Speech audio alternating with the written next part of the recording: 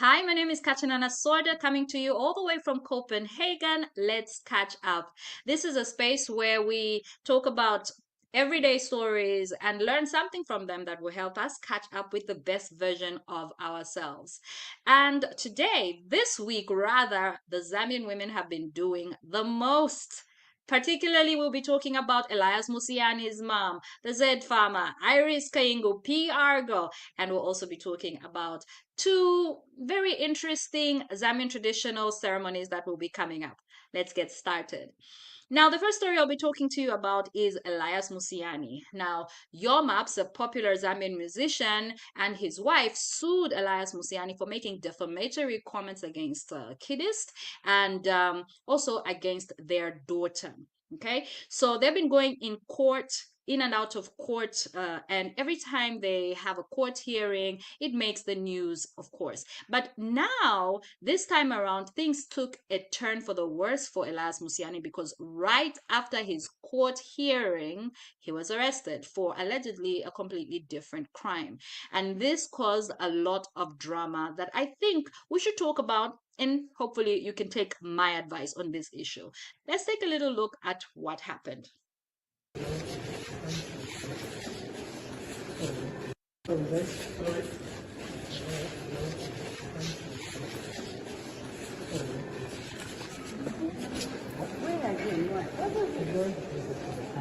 This is him being arrested. These are the cops. They were not dressed in blue.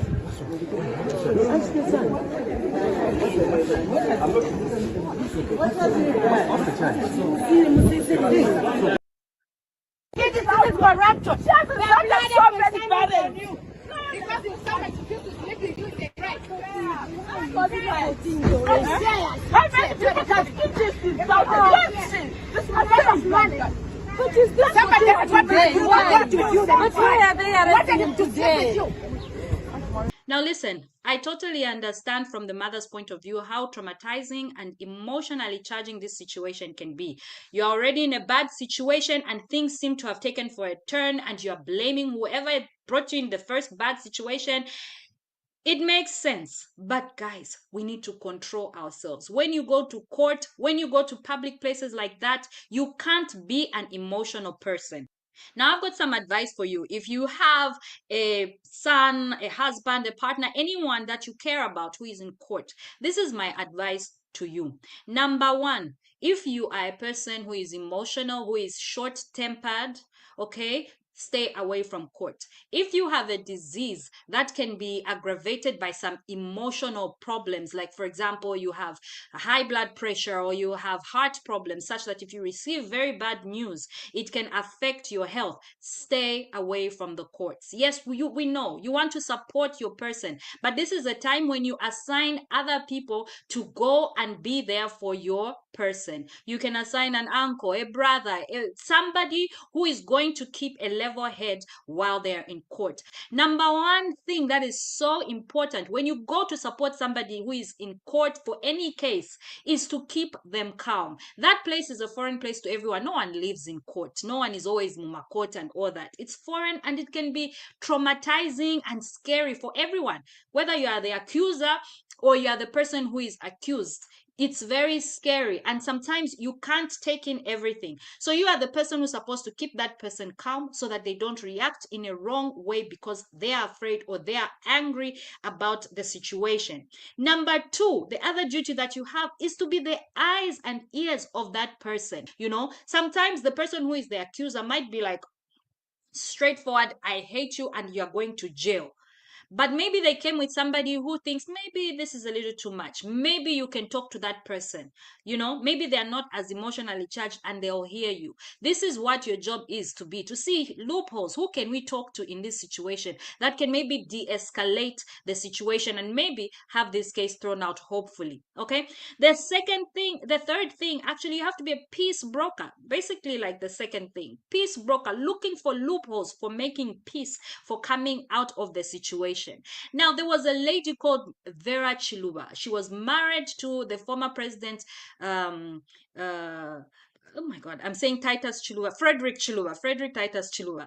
You know, he was the former president of Zambia, second president of Zambia, and she was his wife. Okay, at some point they had a son called Castro Chiluba, who was, we can just summarize as a problem child. Okay, this person was notorious for having fights, opening fire in the wrong places, and at some point, I remember as a child, I watched this on the news. He had shot somebody. I believe it was a woman. I could be wrong on this one, but he had shot someone. And what did the mother do? Before it even went as far as court, she was there the next day. She had bought foodstuffs, she had bought stuff. She went and knelt before those parents of that child. Okay, those parents of the person who had been shot. She pleaded with them, she talked with them, she asked for forgiveness. Okay, that is your role as a parent, as a person who's supporting, finding ways out of this situation. Now, did he probably deserve to be in jail? I mean, he shot somebody, he did. But you, as a person who loves this person, who doesn't want this person to go to jail, that's your role, even before it reaches that extent, to be that peacemaker. People should take a leaf from that woman, Madam Vera Chiluba. That woman was a woman of peace and love. She really tried her best with that son of hers. Okay. Okay, now let's talk about the Z farmer Maria Zalumis. Now, Maria came to fame by being a farmer. She was very successful farmer. She was very outspoken, encouraging. She is still encouraging a lot of young people to join, encouraging and inspiring a lot of young people to join farming, and with her successes, of course. And yeah, right now her love life seems to have taken center stage of her public life. Now, a month ago, I believe she announced that she divorced her third husband, who happened to be a pastor, after a little over a year of marriage. And yeah, so just a few days ago, she announced that her new partner allegedly had got this uh, house for her. Okay, this is a house for my international partner. That's what she said. She's for my international partner, and this is the house. And of course, she sounds very happy. So a lot of people, you know, came to the comments and said a lot of negative things, and you know, and then she deleted it. But then she came back and reposted it the next day saying, yep, this is our house in Nigeria. You thought it was in Zambia. I can post it again. I don't even mind. The reason we put it down is because of all the negative comments. Zambians can be jealous, and don't be jealous. Just clap and be happy for me. Okay, so now there were two schools of thought. There were people who thought she's making this whole thing up. This guy does not exist. And then there are people who believed her and said, wow, she's already moved on. Like, wow. It's too fast, especially that her last husband, she was very what can I say, boastful about it, where she said she only met this guy and married him in 12 days, or at least got engaged to him in 12 days. And then it's not even 2 years and she's already divorced. Red flag. I think this was this morning. She posted a video of the guy. Oh, it's gone. What happened? Thought I saw a video of the guy. But anyway, I saw it. She posted a video of a guy dancing and saying, this is the guy, you know, whatever, and all that. I saw it. I swear I saw it. Maybe she'll post it again tomorrow. Now listen, okay. As an international dating coach, as you guys know, oh my God, we don't have the banner running. Let me put it up.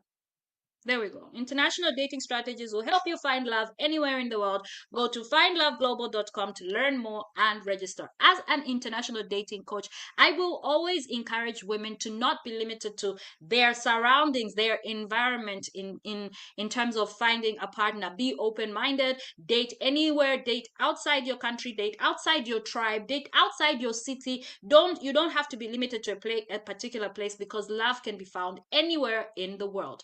That being said, Maria, I think, needs to have a break when it comes to relationships as a coach. Now, listen, guys, I looked into Maria's marriages. People say she's been married 4 or 5 times. Actually, it's 3, and she actually confirmed it. 3 marriages. The first marriage, she said the man was abusive. He beat her up a couple of times. She divorced him. Makes sense. We empathize. The second marriage, again, this man was abusive, used bad language on her, and he was abusive and he threatened to kill her. Divorced. Third marriage, same problem. This man was well, there was also an addition of he wasn't a provider and everything like that. And by the time she was 8 months pregnant, he beat her up. Divorced again. So this is her claims. We've never heard the side of the men. None of these three men have come forward and said, hey, actually, this is what happened. And for me, I find that as a red flag. I find the fact that you have the same problem in each and every relationship as a red flag. How are you meeting only men that will beat you up? Only men that will threaten violence? It's possible that a woman can meet a violent partner once, for example, but if you keep meeting the same people and marrying them, then there's a problem with you. If you keep meeting the same type of guy and committing to a relationship, there's something wrong with how you are meeting them, how you are judging them, so what have you done which is different? Now, I'm not talking to just Maria here, I'm talking to ladies in general. We like to blame the men. He did this, he cheated on me, he did this. But why are you the only one who it happens this way? I looked into the story with the second husband. She actually said that he was abusive before she got married to him. There's a story. You just look up Maria's husbands and you find one of the stories on the news items. According to that story, it says she said that he was abusive even before they got married. Why did she get married to him?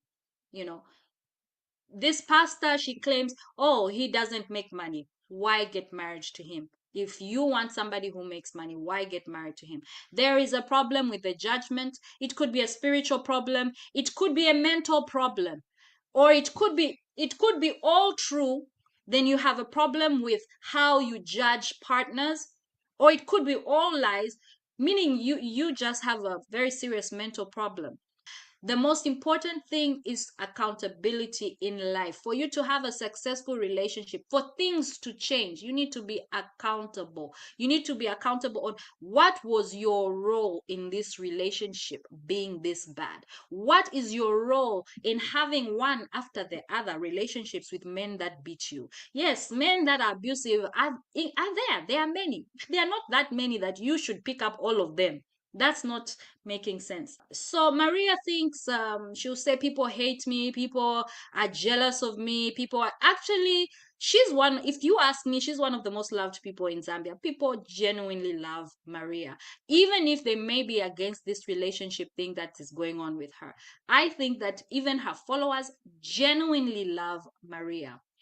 Personally, I'm worried for the guy. If this guy is real, I'm personally worried for the guy because he might be the next person being accused of being an abuser.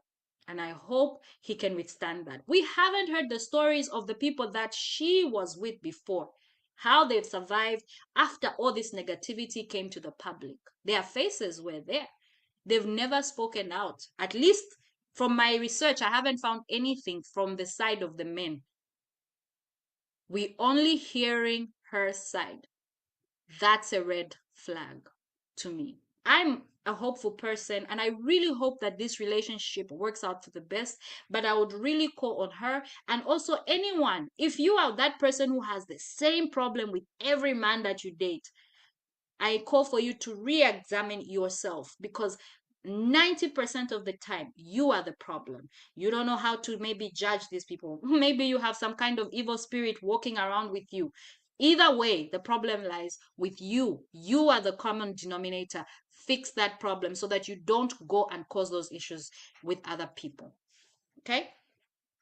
Next up, another Lozi sister. So this one is a Lozi sister. I wish her the best. And another Lozi sister is Z. Oh, wait. Iris Kaingu. Okay, Sister Iris has found a new man. I don't know if this one is also going to be called the lion. I remember there was this story about the lion some time back, and of course that didn't go well. And I did not like that relationship personally because, of course, he was a married man, or something like that, allegedly. He was a married man. So now she's with this man, and of course, him being a minister of tourism, I thought, oh, not another married man. But after some investigations, we discovered that actually this man has been widowed for quite some time and, single and available. And oh my God, now I'm happy for her. Look at her. She looks amazing. She looks beautiful. I love the way she loves to promote the Lozi culture, the Musisi. And they were taking these pictures for Barosiland. They really look into each other and they're single, both of them available to each other. Why not, guys? I'm happy for her. I'm genuinely happy for her. Iris, do this. And Mr. Honorable, I always encourage people. Honorable Ronnie Skumba, please take her to the altar. That's if you love each other. It's not a forcing matter, please. Don't say, hey, Kachanana forces people, what. Really happy for this sister. Okay? Moving forward, another Lozi sister. So Monde Nyambe, I believe is the full name. She is one half of the PR girls. And these are ladies who hold very lavish big events and have been working with very big brands in Zambia. And she was having, I believe, her 30th birthday. Please correct me if I am wrong. And she decided to post these pictures, I guess, to celebrate. Like most Zambians, they like to go and do the face beat, dress up real nice, and go take a photo shoot for your birthday. And this is what she did. So the first thing I noticed about this is, see, I don't follow them that much. So the last pictures I saw of her and her sister, they were looking really, big, much heavier, like they had more weight on them. So I can tell from these pictures that she has lost a lot of weight. And what can I say? Congratulations. I know that going through that weight loss journey is not that easy, and this is hard to achieve. Look at her body, it's looking really good. The stomach looks flat, the makeup looks great, the hair looks great, even the outfit is great. She looks banging. If you ask me, she looks really good. But I have a problem, and the problem is the question why. Like, why? Why would you do this? I mean, your total brand is you're a PR person. That's a corporate kind of career. Why the sexy photos? Why the lingerie on social media? How does that even help your brand? Of course, people will be attentive. Okay, this, blah, blah, blah. How does that help your brand as a corporate PR person? I think this was a bad move. I think it's a great move if you have a boyfriend, husband, whatever partner, and you take these pictures and send them to him. Or maybe if you have some potential guys you like, you send to them. But like on social media publicly as a PR brand, I don't know. I think this was just in ill taste. It doesn't help you in any way. I know some people be like, but Kachanana, you also posed some time ago in a bikini. Yes, I did. And I can tell you right now, it was a bad idea because the song I was doing at the time was called Sexy Body. This was my thinking at the time. The song is called Sexy Body. It's about body positivity, and it was also in the summertime, so I took pictures to promote the song in bikini, pink bikini, very bright, which really went well with my skin. And yes, I looked banging. But at the same time, it was a very bad idea. I should have let the music lead in the same way that this young lady should have left her brand lead. She's a PR person, corporate media, not corporate media, corporate PR. She's dealing with huge brands all over the place. She didn't need to do this for the public. But I will say you look absolutely gorgeous. Your body is banging. The weight loss is amazing. Everything looks great. It's just really the wrong thing to do for a person like you. That's it. Yeah, so that's my other Lozi sister. I call them my sisters because they're Lozi like me. So, yeah. Now let's talk about traditional ceremonies. Mchwala shined by inviting the Eswatinis there, and they had so much, mixtures, cultural exchanges. That's the ceremony done by the Ngonis in the Eastern Province. The Western Province also has invited several times people from Lesotho to share in the culture. So these are people that we kind of have like cousinship or relationship with them. And then Chitimukulu, chief of the Bembas, turns around and says, yeah, I'm inviting the Native Americans to come and be part of our ceremony. Hmm. Hmm. Tubabemba kuzimbesa. Talking from a jealous point of view. I'm just like, oh, this was so cool, but I'm jealous. I'm jealous.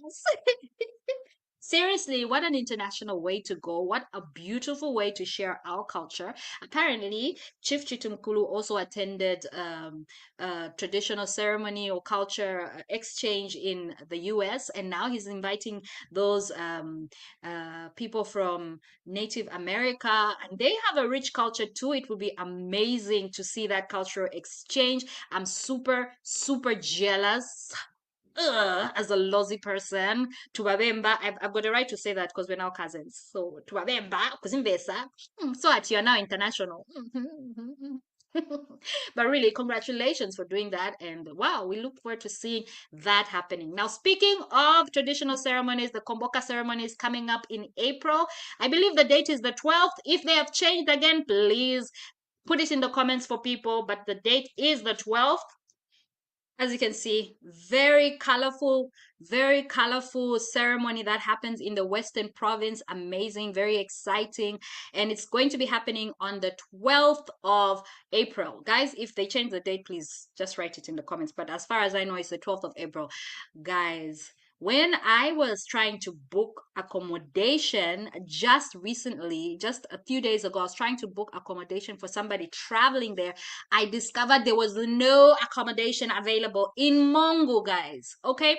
I went on all the lodges that people were saying, oh, you can try this lodge, fully booked. Went on Airbnb, there's no one. Then I should hear a lousy person saying, no, I'm broke. Dala. How? People are coming to Barosiland. You have to be on Airbnb. Try and rent out a room, your house. Some of you are already tired. You've been to Kuomboka ceremony so many times, and there are visitors coming. Make sure you are part of the Kuomboka economy. This is what I'm calling it. Be part of the Kuomboka economy. Make money while this big event is going on. So I have some tips for you, guys, if you want to make money during the Kuomboka ceremony or any other big event. But recently, I was in Livingstone when they had the Mossy Day of Thunder, and I was surprised as to how many people who are Livingstonians were not taking part and making money from those events. So I've got a list of things that I would suggest you guys need to do. Okay, one of the things you could do to make money is rent out your house on Airbnb. If you want me to tell you more about Airbnb, please let me know in the comments. Mongo people, rent out your houses on Airbnb and you'll be able to make some money during that period. If you can't rent out the whole house, maybe rent out a room, prepare a room where somebody or a couple can stay while they are there. Okay. Another thing you can do is vending, street vending. And I'm not talking about dirty street vending. You can be selling water, you can be selling food. One of the things that happens in these places is that food runs out. Western Province is very hot, so it's going to be water. People need water, as much water as possible. If you have something that's moving around with water, do that. There are other things. Sell t-shirts, sell for people who live near the event where it's going to be happening.